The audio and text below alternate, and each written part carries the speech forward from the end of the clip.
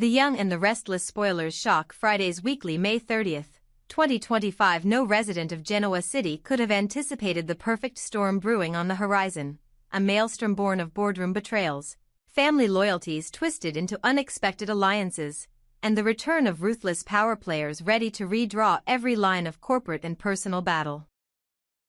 As the city holds its breath for Ashley Abbott's arrival from Paris and the whispered meeting she may have had with the shadowy billionaire Aristotle Dumas, other threads of Genoa's tangled tapestry are tightening in preparation for the drama to come. Claire Newman, ever the dutiful daughter and heart of the Chancellor clan, will soon find herself deep in conversation with Pietro on the logistics of Nikki Newman's birthday celebration. Claire intends the party to be a celebration of resilience. Her mother has weathered more storms than most, but with Victor Newman wielding influence like a master tactician, every ribbon and floral arrangement comes freighted with subtext. Underneath the glitter of crystal chandeliers and the swirl of champagne flutes, Claire must navigate Pietro's insistence on opulent displays that risk overshadowing Nikki's humble spirit, while secretly planning with family confidants how best to deflect any backhanded gestures Victor might deliver in the guise of birthday gifts. Meanwhile, Victoria Newman girds herself for a more intimate confrontation. Defending her daughter's relationship with Victor, the grandfather whose legacy looms as large as his ego. Victoria has always understood the delicate balance between love and power in her family, and she knows that any challenge to her daughter's loyalty could prove disastrous. When Victor summons her to his office to announce that Dumas's long-range corporate siege is fixated on Chancellor Industries, Victoria steels herself. "Our priority now is protecting your mother," Victor declares, eyes cold but determined. Victoria conceals the flicker of alarm that dances behind her composure. She has come to rely on Victor's strategic brilliance, but she cannot forget that his crusades often target anyone who stands between him and absolute control. She presses him, voice steady though her pulse races, "And what exactly do you plan to do?" Victor's answer, clipped and commanding, leaves no room for debate. "Intercept him before he sets foot on our grounds." The gravity of that vow sends shivers through Victoria's spine. She knows that when Victor vows to stop an enemy, chaos follows. Not far from the polished corridors of Newman Enterprises, Nick Newman is poised to challenge the patriarch on a matter of existential urgency. At a hastily arranged meeting, Nick confronts Victor with a question that cuts to the core: does he view the Abbotts as a true threat? Victor, whose vendetta against Jack Abbott for saving Nikki from certain death has festered into simmering hatred, hesitates, then damns his own son with unexpected candor. Before Victor can deflect, Jack steps from the shadows, brow furrowed, and asks pointedly what threat he might represent. The air crackles as Victor levels a withering accusation that Jack has maneuvered in the shadows, undermining Victor's authority at every turn. Jack, stung by the betrayal, storms out, leaving Nick to pick up the pieces. "What exactly is going on?" Jack demands, voice echoing in the empty hallway. Nick, shaken and somber, reveals that he does not believe Victor is hunting Jack, rather, he is bracing the family for the onslaught of Aristotle Dumas. It is a revelation that reframes every alliance, every corporate merger, and every whispered confidence. The Abbotts, long seen as collateral damage in Victor's wars, may now find themselves standing shoulder to shoulder with the Newmans against a far more insidious foe. And yet, as Genoa City's power brokers scramble to prepare, life's smaller moments continue to punctuate the drama with both tenderness and suspicion. The YNR Daily Scoop teases that Nikki will receive yet another birthday gift from Victor, an unexpected gesture that fans suspect carries hidden meaning. Will the gift be a dazzling piece of Parisian jewelry, a subtle display of Victor's wealth intended to remind Nikki of his power? Or might it be a symbolic offering, a framed photograph, a token engraved with a message that cloaks a veiled warning, signaling that Nikki must choose between her daughter and her ex-husband's relentless ambition? As the delivery van rumbles up to the Chancellor mansion, Claire frets that the delicate balance she has so carefully struck may shatter with the unveiling of that gift. For in Genoa City, even the most heartfelt present can hide a poison tip cloaked in silk and satin. Amid these converging battles of love, loyalty, and legacy, Ashley Abbott's imminent homecoming looms larger than ever. Having spent months in Paris rebuilding a storied fashion house, rumored to have been handpicked by Dumas himself, she disembarks with secrets tucked beneath her designer coat.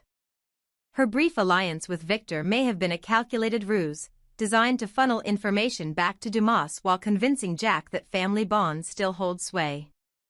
Or perhaps Ashley's journey across the ocean was a true voyage of self-discovery, one that led her to unite against both Newman tyranny and Abbott rivalries in defense of Genoa City's future.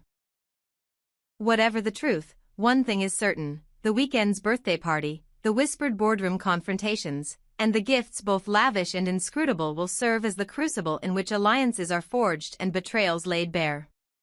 When Claire stands beside Pietro to welcome guests under the glow of the chandelier, when Victoria locks eyes with her father across the polished mahogany table, when Jack and Nick exchange furtive glances in the hallway, and when Ashley, cool, composed, and enigmatic, finally steps into the light, Genoa City will change forever.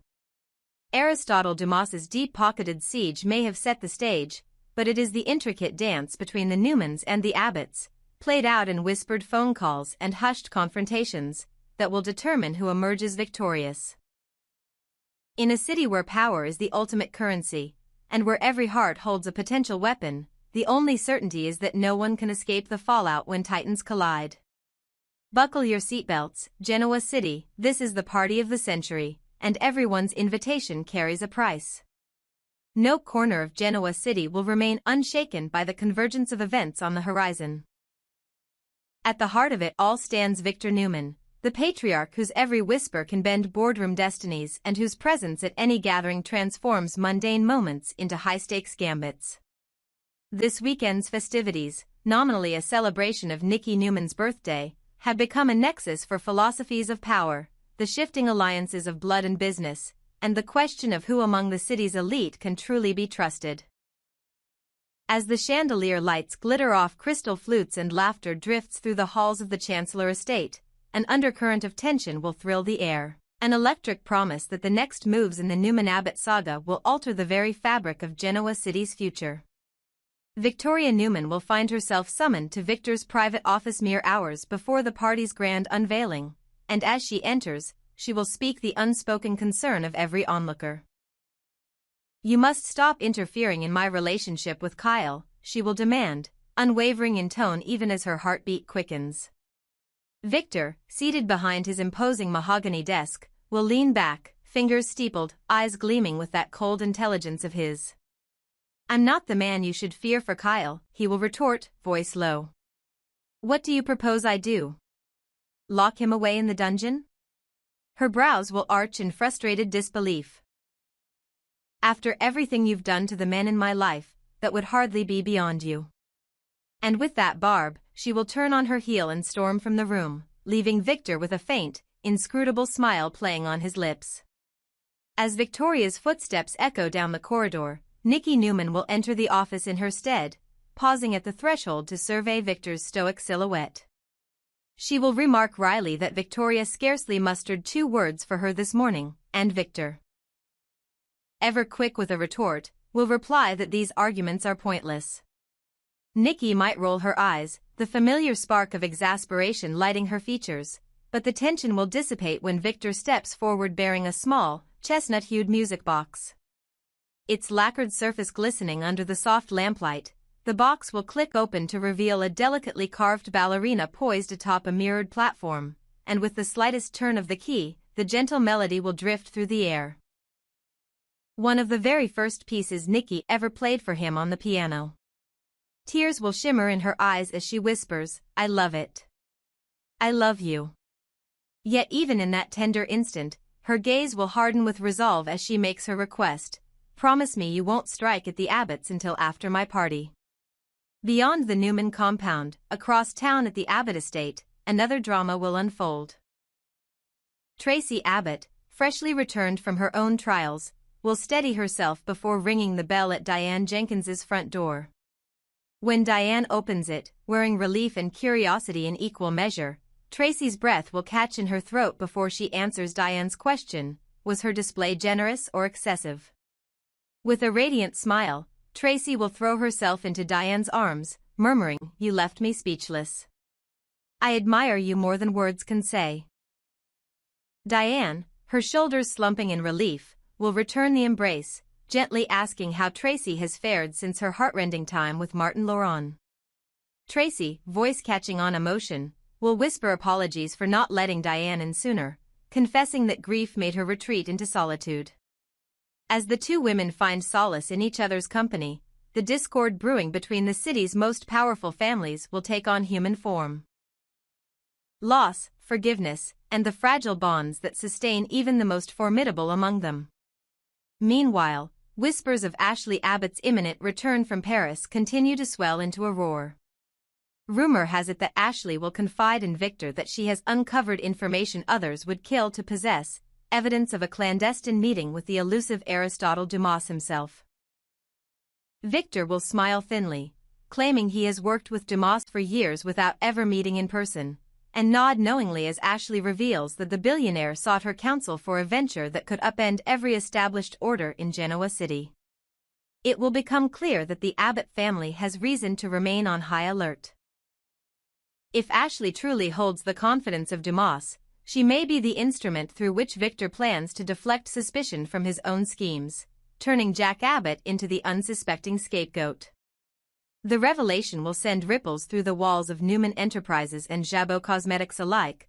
Could Victor have orchestrated Ashley's Parisian assignment to mask his own alliance with Dumas, all to exact revenge on Jack for saving Nikki's life?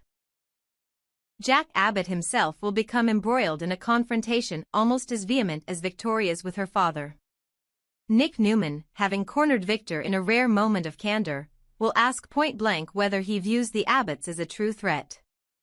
Victor will glower, unwilling at first to admit that his obsession runs deeper than mere sibling rivalry. Yet when Jack steps into the office to question his own father, demanding to know what threat his presence represents, Victor will accuse Jack of scheming behind closed doors. Jack's indignation will flare as he storms out, and Nick, following in his wake, will offer the startling explanation: Victor is not hunting Jack so much as bracing the Newman clan for the imminent assault of Aristotle Dumas. The weight of that disclosure will hang heavy in the corridors of power. The rivalries of the past may pale next to the storm that the billionaire has set in motion. Back at the Chancellor estate, Claire Newman will be immersed in the finer details of Nikki's party planning, conferring with Pietro on everything from the vintage champagne selection to the exact shade of peonies that will adorn her mother's table. Though Claire's instincts favor simplicity and heartfelt gestures, Pietro will nudge her toward opulence, reminding her that appearances can shape perception and that, in Genoa City, a birthday party can double as a declaration of strength.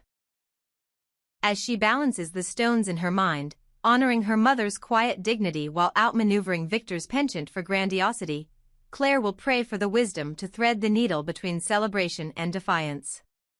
When the evening arrives, the mansion will swell with well-heeled guests, alliances both overt and secret whispered over flutes of bubbly. Victor will take his place beside Nikki, beaming as the music box's tune morphs into the background score for the cameras. Victoria will stand at Kyle's side, sharing a look that speaks volumes of love tested by the wild tides of familial power plays. Across the room, Ashley will drift in, eyes calculating, lips curved in a practiced half-smile that conceals all she truly knows. Jack and Nick will exchange glances, haunted by the knowledge of Dumas's looming influence, while Diane and Tracy may share a moment of genuine warmth amid the swirling currents of corporate intrigue. In the aftermath of the party, when the last guests depart and the lamps dim to embers, Genoa City will awaken to a new reality. Victor's promise to spare the Abbotts until after the celebration will hold, but only for a night. By sunrise, the chess pieces will fall into place, board meetings scheduled to discuss Dumas's latest overtures, calls to Jabot shareholders announcing Ashley's next move, and Diane's renovation blueprint for the Chancellor estate being recast in a light of urgency. The delicate threads of loyalty will either hold firm or snap under the weight of ambition. And through it all, one truth will remain immutable: in Genoa City, power is the ultimate legacy, and every loving embrace or whispered promise may conceal the dagger aimed at your back.